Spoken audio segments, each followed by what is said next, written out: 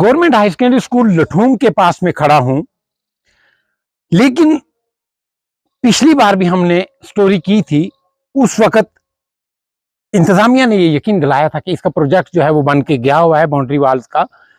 तो कोई 47 लाख का जो प्रोजेक्ट है बन के गया हुआ है, लेकिन अभी तक उसका कोई पता नहीं। मैं कैमरामैन को कहूंगा कि ये नाला दिखाएंगे।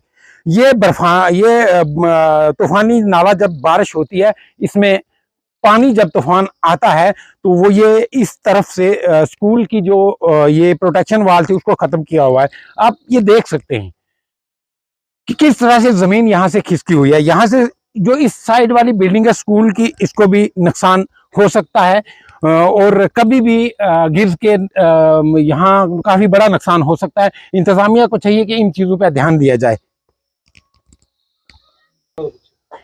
स्वच्छ भारत की बात अगर की जाए, प्रधानमंत्री साहब का सपना, प्रधानमंत्री साहब के ख्वाब जमीनी सतह पर इस गांव में तो नजर नहीं आ रहे। इस स्कूल में, हायर सेकेंडरी स्कूल लठूम की अगर मैं बात करूं, 1200 से जायद बच्चे और बच्चियां यहां जेरे तालीम हैं। खासकर जिस स्कूल में बच्चियां हों, बड़ा एहतियात, बड़ा ध्यान रखा जाता है आपके बाथरूम्स को लेके, आपके टॉयलेट को लेके। कैमरामैन को कहूंगा कि वो दिखाएंगे। इस पर लिखा है एक साइड पे गर्ल्स टॉयलेट, लेकिन अगर खोला जाए इसको तो इसकी हालत जो है वो खस्ता नजर आएगी। आप अंदर देख सकते हैं। स्टाफ ने भी बारहा कोशिश की कि ये काम हो जाए, लेकिन सुनवाई कहीं नहीं हुई। अब सवाल ये पैदा होता है कि ये अगर कंस्ट्रक्ट किए गए हैं, ये किसने किए, क्या डिजाइन था, किस तरह से बनाया गया है।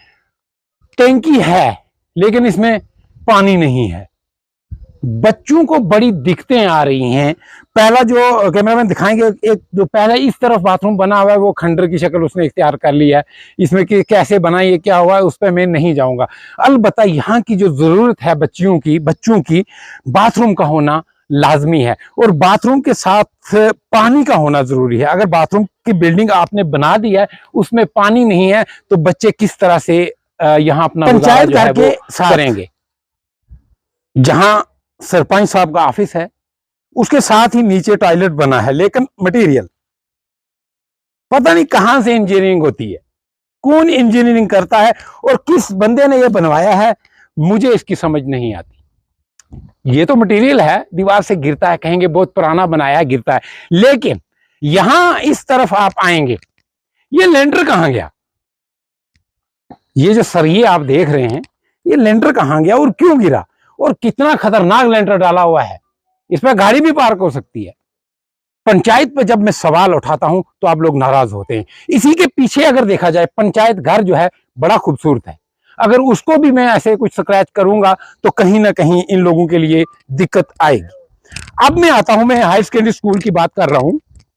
इसका अगर देखा जाए, इतना तगड़ा मसाला है कि मेरे हाथ जो है वो साफ नहीं हो रहे। अब मैं बात कर रहा था हाई सेकेंडरी स्कूल की प्रोटेक्शन के लिए। इस बिल्डिंग जो है जहां इतने बच्चे पढ़ते हैं, उसकी प्रोटेक्शन की बात की जाए, कैमरामैन को कहूंगा कि वो इधर दिखाएंगे।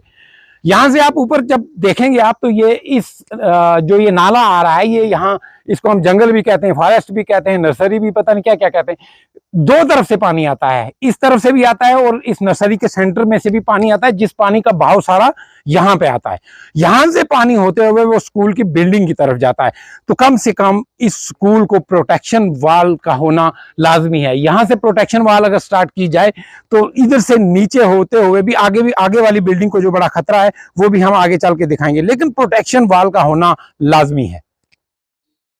नाज़रीन, जब आरएनए ने लास्ट टाइम यहां से स्टोरी की थी तो उस वक्त ये बिल्कुल खस्ता हालत थी इस जगह की भी। मैं शुक्रगुजार हूं इंतजामिया के कि आधी ही सही, लेकिन कुछ ना कुछ आपने बनाया है। अगर नीचे से लेके ऊपर 4 फुट आप बना रहे थे तो 5 फुट अगर और बन जाती तो कहीं दिक्कत नहीं होती। लिहाजा इसके पीछे से अगर देखा जाए, दोनों साइड वहां लोगों की जमीनें भी हैं, जहां से जरिया माश लोग बनाते हैं, अपनी खेती बनाते हैं, घास वगैरह होता है, मक्की होती है, गंदम होती है, उस तरफ भी प्रोटेक्शन वाल होनी चाहिए। और ये जो साइड है, इस साइड में भी पूरी प्रोटेक्शन वाल होनी चाहिए, क्योंकि यहां अगर पूरी प्रोटेक्शन वाल नहीं होगी तो ये आप देख सकते हैं, ये कभी भी गिर सकता है और स्कूल की जो बिल्डिंग है इसको नुकसान हो सकता है। नाज़रीन, गांव लठूंग का सबसे बड़ा कब्रिस्तान यहाँ है। यहाँ जो हमारे बुजुर्ग लोग जो इस कब्रिस्तान में दफन हैं, तो इसकी प्रोटेक्शन भी लाजमी बनती है। यहाँ मैं कहूँगा, अप्रिशिएट करूँगा कि अगर नाले वाली साइड देखा जाए तो अच्छी प्रोटेक्शन वाल की गई है वहाँ, अच्छा मजबूती से बनाया गया है और क्वालिटी ऑफ वर्क भी है उसमें। दूसरा, जो ये आप देख रहे हैं दीवार, ये दीवार जो है ये टूटी हुई है, ये खस्ता हो चुकी है पूरी दीवार, तो इस पे भी इंतजामिया को चाहिए कि बनाएं, क्योंकि कब्रिस्तान में यहाँ से जानवर भी दाखिल हो जाता है और ऐसे कोई भी हर तरह से यहाँ, क्योंकि बच्चे यहाँ हायर सेकेंडरी है, तो किसी भी वक्त किसी भी इंसान का यहाँ से कब्रिस्तान में दखुल हो सकता है। तो इसलिए इस दीवार को भी अच्छी तरह से मेंटेन किया जाना चाहिए, अच्छा बनाना चाहिए। और जिस शख्स ने पहले बनाई है, मुझे ये पता नहीं है, इस तरह का काम नहीं होना चाहिए। इंतजामिया को इस चीज़ पर फोकस करना चाहिए। और साथ में मैं स्कूल की बिल्डिंग की बात करूँगा। बिल्डिंग बनी है, अच्छी बात है। नाज़रीन, मेरी एजुकेशन जो है इसी स्कूल से हुई है। 1999 में मैं यहाँ से निकला हूँ, तब ये बिल्डिंग नहीं होती थी, तब हमारे पास 2 ही बिल्डिंग थी। तो अब उसके बाद तरमीम हुई है, ग्राउंड भी अच्छा बनाया है, बिल्डिंग भी बनी है, लेकिन ये जो बिल्डिंग्स हैं इनको मेंटेन करने की ज़रूरत है। इनकी मेंटेनेंस जो है वो होनी चाहिए। आपने बिल्डिंग तो बनाई है, लेकिन वही पंचायत वाला, अगर मैं यहाँ उतर के बताऊँगा, यहाँ भी वही प्लास्टर हुआ है। तो लिहाजा जब डिपार्टमेंट जो बिल आप लोग इन लोगों को देते हो, ठेकेदारों को बिल देते हो, तो कम से कम क्वालिटी ऑफ वर्क देख लिया करें। 10-15-20% के लिए अपना ईमान ज़ाया ना करें। और इसी के साथ ही नीचे वाली जो बिल्डिंग है, यहाँ कुछ और बिल्डिंग बन भी रही है, इसके साथ ग्राउंड की ज़रूरत है, नाली की ज़रूरत है, और अशद ज़रूरत जो है वो पानी की है। यहाँ बात वही आती है कि जो रोड की स्टोरी आपने देखी है, बात वही आती है। रोड बनेगी, यहाँ हैंडपंप लगेगा, कम से कम 1200 बच्चा जो है उस पानी की नियामत से फैज़याब होगा। स्कूल की बिल्डिंग का छत अगर मैं दिखाऊं, क्योंकि मैं भूलूंगा नहीं, गवर्नमेंट हाई सेकेंडरी स्कूल लठूंग में हूं, कैमरामैन को कहूंगा थोड़ा आगे आएंगे, छत दिखाएंगे। सीमेंट नहीं, ये रेत नजर आ रही है। ये क्यों गिरी है, कैसे गिरी है, इस पर तहकीकात होनी चाहिए। और अगर इसी के साथ में पिल्लर की हालत आपको दिखाऊंगा, बहुत ही जबरदस्त ठेकेदार रहा है, ये डिजाइनर बहुत अच्छा रहा है। ये देख सकते हैं आप पिल्लर, ये किसी ने गिराया नहीं है। ये देखिए आप, इसमें मटेरियल देखें आप कहां है। अब मैं इंजीनियर नहीं हूं, मुझे नहीं पता रेशो का, लेकिन वो दूर से दिखे लगता है कि आप देख रहे हैं इसमें जो सरिया जिसको हम बोलते हैं, लोहा बोलते हैं, वो नजर आ रहा है। तो किस तरह से काम किया जाता है, इंतजामिया को इन चीजों पर ध्यान देना चाहिए। इंतजामिया को सोचना चाहिए कि आपके 2-3 साल के अंदर ही अगर बिल्डिंग ऐसे गिरने शुरू हो जाएगी तो आप बनाते किस लिए हैं।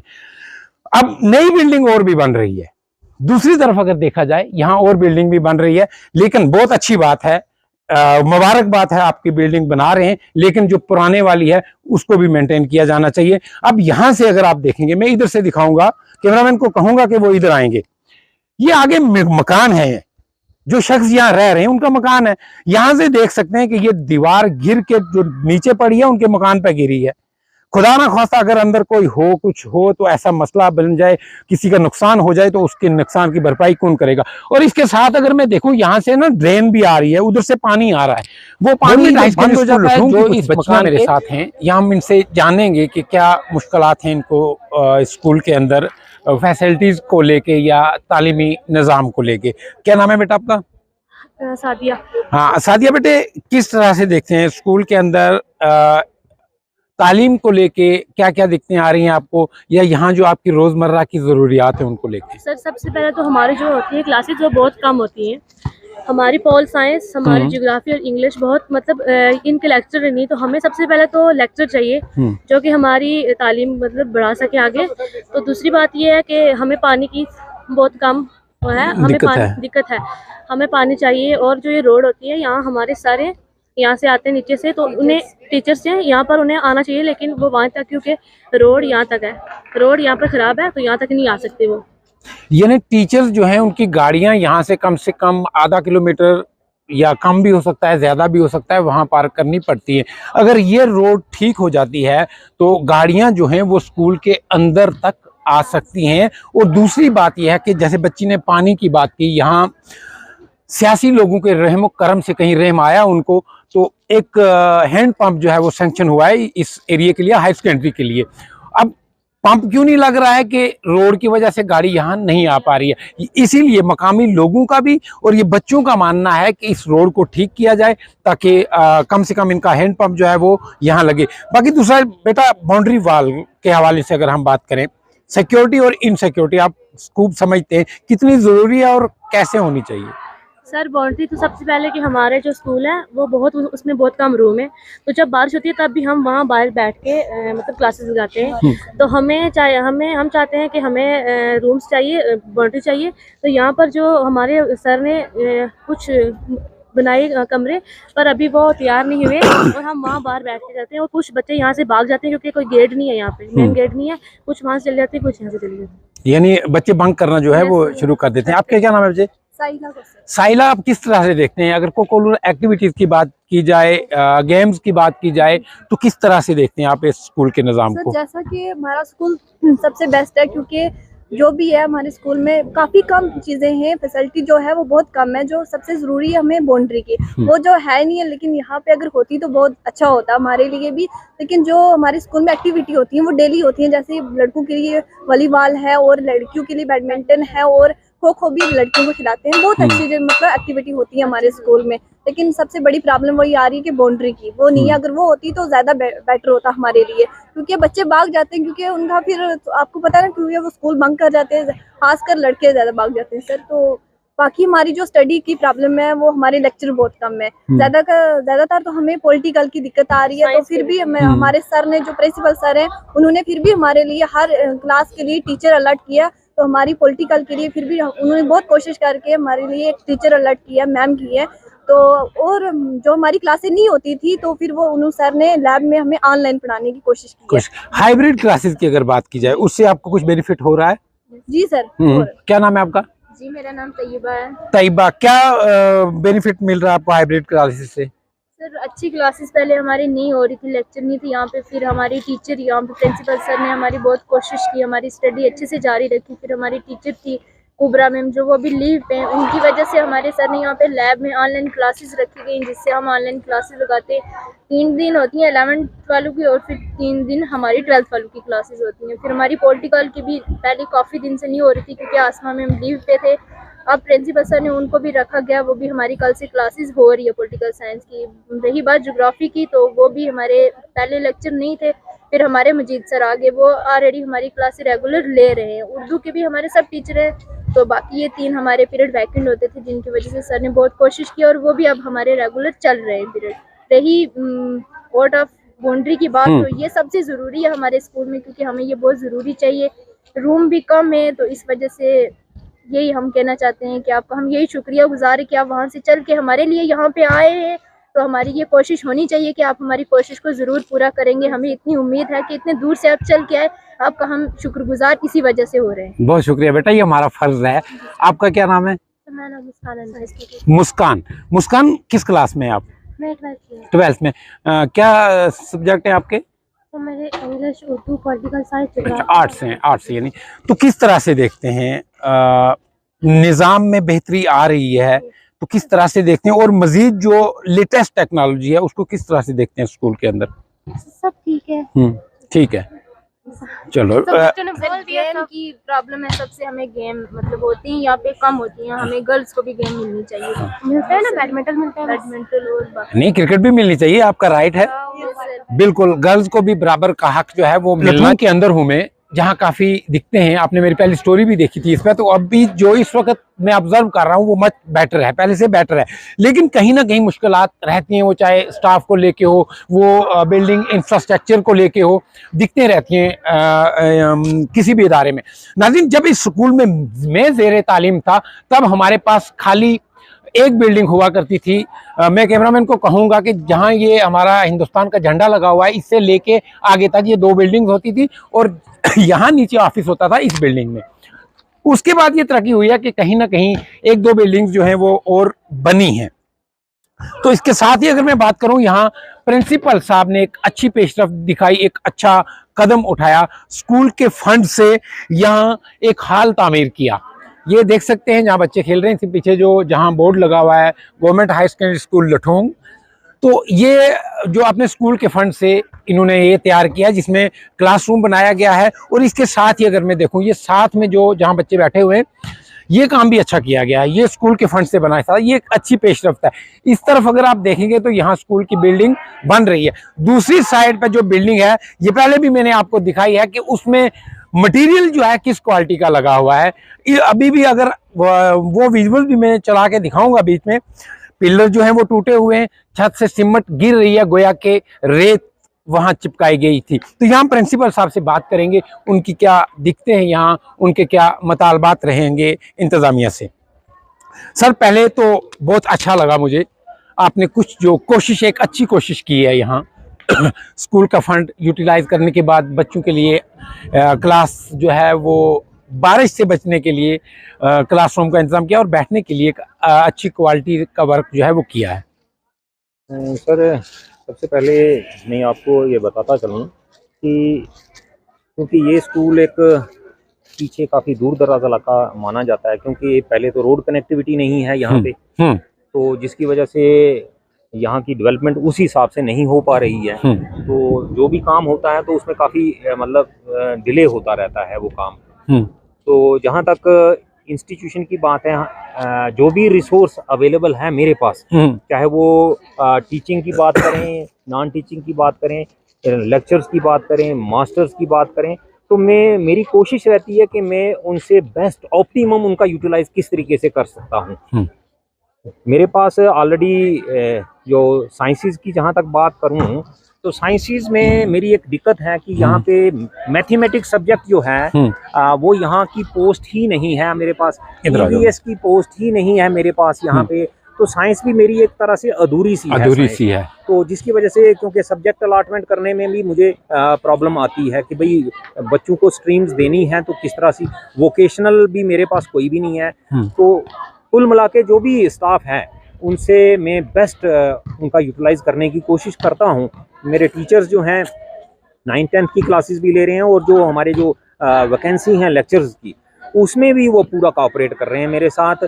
और लगातार बच्चों के साथ मेरा ये बिल्कुल एक इन टच रहता है कि जहाँ जहाँ पे उनकी कोई दिक्कत आती है उनको मैं अपनी पूरी कोशिश करके उनकी वो जेन्युइन जो भी प्रॉब्लम है उसको मैं सॉल्व करने की कोशिश अभी एक और बड़ी मांग आई है आपके पास बच्चियों की तरफ से, उन्होंने कहा कि हर गेम में हमें हिस्सा मिलना चाहिए, खाली बैडमिंटन खो खो ही नहीं। हमारे पास, क्योंकि ये ग्राउंड एक बड़ा छोटा सा एक ग्राउंड है और वो इसको भी हमने खुद बनाया है, हमारे बच्चों ने इसमें काम किया है, पत्थर निकाले हैं इसको, तो इस तरह से तैयार किया है कि कम से कम कुछ गेम्स हमारे यहाँ चल सके। लेकिन फिर भी हमारे यहाँ जो फिजिकल विंग है उसमें ये जो हमारा वॉलीबॉल यहाँ चल जाता है, बैडमिंटन यहाँ चलता है, बच्चे खो खो भी खेलते हैं, और उसके बाद और जो दूसरी छोटी एक्टिविटीज़ इस लिमिटेड इस एरिया में जो हमारा जो प्ले ग्राउंड एरिया है इसमें जो हो सकती हैं, हम कोशिश करते हैं कि वो फैसिलिटीज़ बच्चों को प्रोवाइड की जाए। क्योंकि आज के इस माहौल में जहाँ एक तरफ बच्चे नशे की तरफ जो है वो उनकी तरफ जा रहे हैं, तो हमारी एक बीइंग एक रिस्पांसिबल इंस्टीट्यूशन, हमारा ये पूरा का पूरा रोल बनता है कि बच्चों को हम वो सारी फैसिलिटीज़ इंस्टीट्यूशन में प्रोवाइड करें जिसमें कि वो बिल्कुल उन चीज़ों की तरफ अपना फोकस करें कि वो एकेडमिक्स की तरफ फोकस करें, वो अपने जो है फिजिकल फिटनेस की तरफ फोकस करें, ताकि वो उन बुराइयों से बच पाएं और अपना जो आने वाला जो फ्यूचर है वो एक अच्छा और सिक्योर बना सकें, और जिसका फ़ायदा जो है हमारी सोसाइटी को। हाइब्रिड क्लासेस की अगर बात करूं सर, ये कितना बेनिफिशियल है आपके लिए? ये तो मैं ये कहूँ कि ये सीईओ साहब का ये जो इनिशिएटिव है ये बहुत ही अच्छा इनिशिएटिव है, क्योंकि बहुत सारे हमारे दूर दराज के इलाकों में और पर्टिकुलरली हमारे इस पुंछ डिस्ट्रिक्ट में हर कोई ऐसा इंस्टीट्यूशन नहीं है कि जहाँ पे वैकेंसी नहीं है। लेक्चर्स की वैकेंसी हर जगह है। हमारे यहाँ 6 वैकेंसीज यहाँ खाली हैं। यहाँ सोशियोलॉजी नहीं है, इंग्लिश नहीं है, पोल साइंस नहीं है, एजुकेशन नहीं है, इस तरह से ज़ूलॉजी नहीं है, और एक और सब्जेक्ट है हमारा।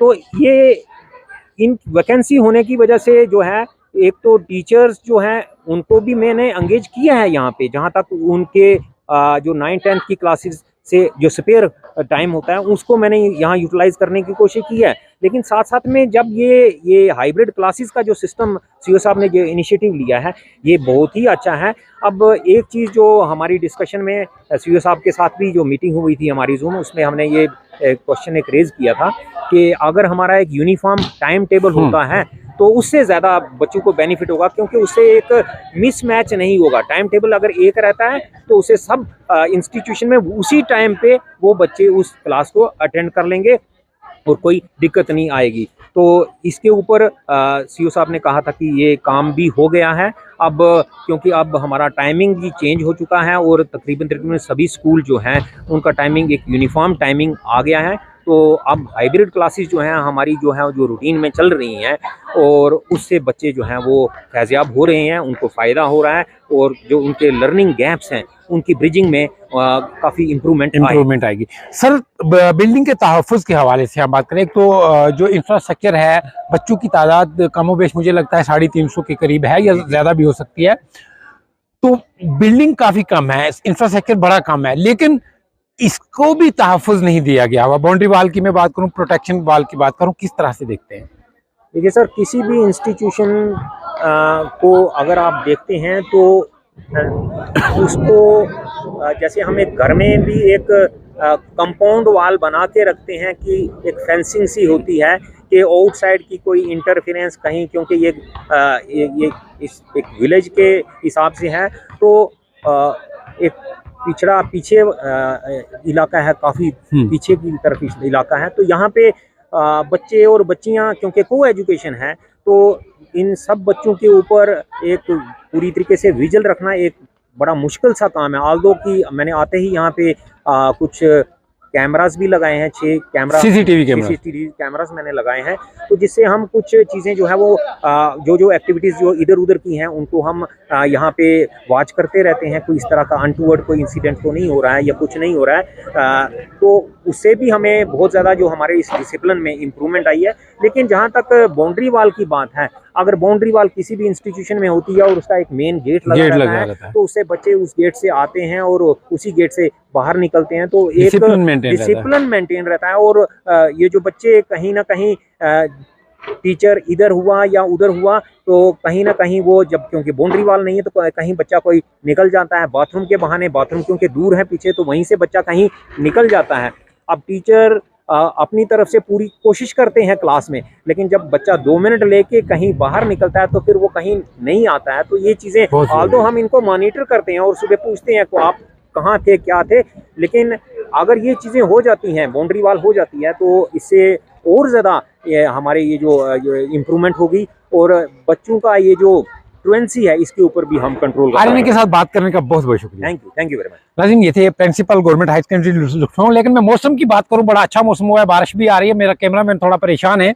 लेकिन मैं नाज़रीन याद दिलाऊं कि 1996 में मैंने स्कूल से, government high secondary school Ludhiana से मैट्रिक पास की थी। उसके बाद मैं दिल्ली देने के लिए चला गया था। उसके बाद काफ़ी स्टोरीज यहाँ की है और उम्मीद करता हूँ इंतज़ामिया जो यहाँ के मुतालबात हैं, बच्चों के हैं, उस्ताज़ा के हैं, उन पर ज़रूर गौर व फिक्र करेंगे। इस शर्त के साथ इजाज़त चाहूँगा कि आप अपना बहुत बहुत ख्याल रखेंगे। देखते रहिए आरएनए।